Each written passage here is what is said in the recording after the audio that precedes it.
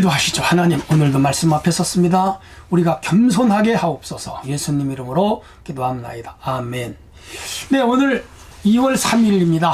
또 오늘부터는 연휴가 끝나고 정상으로 돌아왔죠. 출근하시는 분들 열심히 직장 나가시고, 또 가사 일을 하시는 분들 가정 열심히 돌보시고, 공부한 학생들, 청년들 열심히 자기 일을 해야 되겠죠. 자, 오늘은 누가복음 9장 37절에서 50절 읽습니다. 이튿날 산에서 내려오시니 큰 무리가 맞을세 무리 중에 한 사람이 소리질러 이르되 선생님 청컨대 내 아들을 돌보아 주옵소서.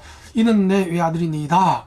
귀신이 그를 잡아 갑자기 부르짖게 하고 경련을 일으켜 거품을 흘리게 하며 몹시 상하게 하고야 겨우 떠나가나이다. 당신의 제자들에게 쫓아내 주기를 구하였으나 그들이 능히 못하더이다. 예수께서 대답하여 이르시되 믿음이 없고 패역한 세대여, 내가 얼마나 너희와 함께 있으며 너희에게 참으리요 내 아들을 이리로 데리고 오라 하시니 올 때에 귀신이 그를 거꾸로 뜨리고 심한 경련을 일으키게 하는지라. 예수께서 더러운 귀신을 꾸짖으시고 아이를 낫게 하사 아버지에게 도로 주시니 사람들이 다 하나님의 위엄에 놀라니라. 그들이 다 그 행하시는 모든 일을 놀랍게 여길세 예수께서 제자들에게 이르시되 이 말을 너희 귀에 담아두라. 인자가 장차 사람들의 손에 넘겨지리라 하시되 그들이 이 말씀을 알지 못하니 이는 그들을 깨닫지 못하게 숨긴 바 되었습니다. 또 그들은 이 말씀을 묻기도 두려워하더라. 제자 중에서 누가 크냐 하는 변론이 일어나니 예수께서 그 마음에 변론하는 것을 아시고 어린 아이 하나를 데려다가 자기 곁에 세우시고 그들에게 이르시되 누구든지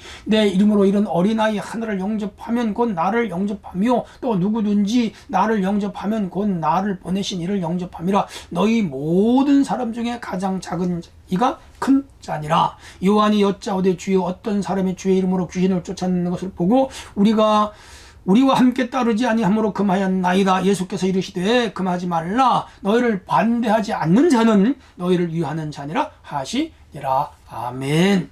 네, 오늘 주제는요, 담대한 믿음과 겸손, 제자가 단련할 성품, 그런 주제가 되겠는데요. 두 부분으로 나눌게요. 37절로 45절. 먼저 귀신을 쫓는 믿음을 보겠습니다. 자, 어제는 예수님 변화산 다볼산에 올라가셔서 천상회의를 하셨잖아요. 모세와 엘리야와 예수님. 이때 베드로가 아주 몽환 중에서 흥설수설한 사건도 봤습니다. 자, 그리고 예수님이 이튿날 내려오셨습니다. 산에서 하룻밤 지낸 거지요. 자, 그런데 산 아래서는 9명의 제자가 있었겠죠. 사건이 일어났어요. 어떤 아버지가 그 아들이 하나가 있었는데 외아들이에요. 귀신이 들려가지고 물에도 넘어지고 불에 자빠지고 다른 복음서에 보면 거품도 흘리고, 그래서 사람들이 간질병을 앓는다고 말해서 귀신 들려서 간질병을 앓는다. 정확한 그 병명은 의학적으로 모르겠지만은 하여간 우리가 유추하건대 간질하고 귀신이 들린 거 자 같아요. 근데 제자들에게 와서 고쳐달라고 했는데 못 고쳤어요. 쩔쩔맸어요. 결국은 못 쫓아내고 말았죠. 창피당했죠.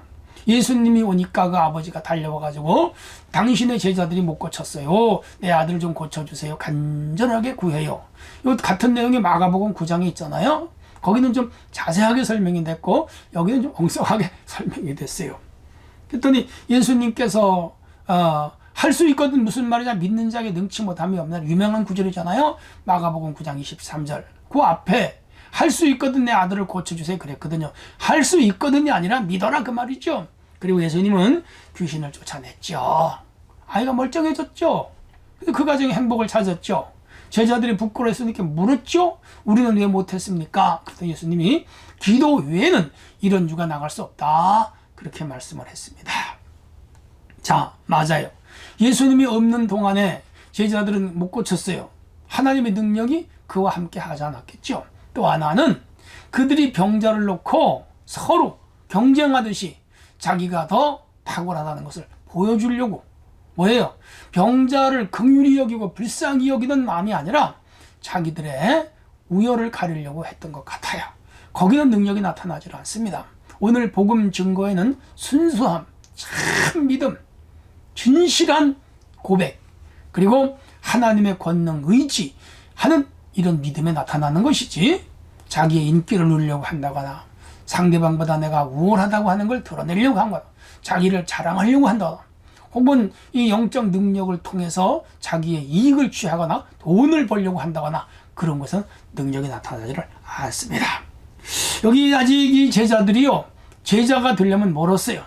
아직도 그들이 하나님 나라의 온전한 일꾼, 예수님의 진정한 제자의 반열에 서기는 상당히 멀어요. 오순절날 성령을 받고 난 이후에 그들이 진짜 제자가 되는 것을 볼 수가 있죠. 오늘 우리가 교회를 다니고 주님을 믿는다고 하면서도 아직도 제자들과 같은 이런 엉성한 믿음이나 반신반의하는 믿음이나 아니면 전적으로 하나님을 의지하지 아니하고 자기의 힘과 지식과 물질과 어떤 능력으로 무엇을 하려고 하는 인본주의적 사고가 지배하고 있지 않는가, 자신들을 돌아보는 것은 중요합니다. 참 믿음, 순수한 믿음으로 하나님의 능력을 구하는 기도, 믿음으로 고백하는 그런 신앙이 있을 때 하나님의 능력이 나타납니다. 한편 이제 46절로 50절에는요 또 문제가 생겼어요. 제자들이 누가 크냐, 헤게몬이잖아요. 예. 그러니까 12명이니까 이들은 예수님을 메시아로 알았는데 그 메시아는 정치적인 메시아고, 예수님이 이스라엘의 왕이 되어 저 헤롯을 몰아내고 그 궁전에서 예수님이 왕으로 이스라엘을 다스릴 거다. 마치 옛날에 다윗처럼 혹은 모세처럼 그런 인물이 될 거다는 걸 이들은 생각한 거죠. 그래서 예수님을 따랐던 거예요. 자기들 삶을 포기하고요. 그렇지 않고야 이 사람들이 미쳤다고 따르겠어요?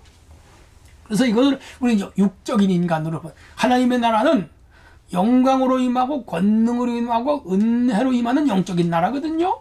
이 제자들은 그걸 아직 모르죠. 그래서 이 세상 정부와 같은 육적인 나라, 그런 나라가 임할 것을 믿었고, 예수님이 왕이 되면 자기들이 신하가 된다는 거예요. 사실요, 어부 출신들이 신하가 돼서 나라를 다스리겠습니까? 주제도 모르는 사람들이죠. 아직 이들이 어려서 그래요. 그러자 예수님이 어린아이 하나를 데려다가 세우시고, 말씀합니다. 누구든지 내 이름으로 이런 어린아이를 영접하면 나를 영접하며 또 나를 영접하면 나 보내신 이를 영접하는 것이라. 너희 중 모든 사람 중에 가장 작은 자가 큰 자다. 깜짝 놀랄 진리 아니에요? 이건 오늘날도 같아요. 높고자 하면 낮아지고 으뜸이 되고자 하면 남을 섬겨야 돼요. 그 오늘날도 겸손한 사람들이 높여주지 교만한 사람은 높여주지 않아요. 들대먹었죠.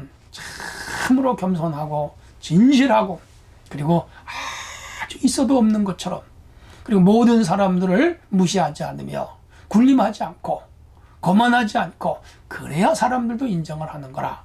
하나님 나라를 도말할 것도 없는 거죠. 한편 예수님이 어린아이를 앞에 세우고 비유로 설명해. 이 어린아이처럼 되라. 그럼 어린아이의 특성이 뭐예요? 저는요, 첫째 단순성을 봐요. 단순해야 돼요, 예수님은. 두 번째는 순결성. 어린아이들은요 꽃만큼 아름다워요. 아주 순결해요. 세 번째, 어린아이들은 겸손해요. 어른들은 교만하고 거만해요. 벌써 눈에 교만기가 뚝뚝 떨어져요. 그가 천국 못 가요. 그리고 네 번째, 어린아이는 수용성. 부모님의 하시는 말씀을 그냥 믿고 따르고요. 선생님이 하시는 말씀을 의심하지 않아요.